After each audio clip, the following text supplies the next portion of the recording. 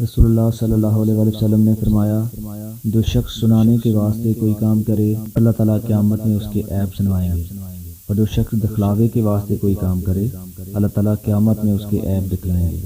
और फरमाया, जिसने थोड़ा सा दिखलावा भी किया वो एक तरह का शिरक है।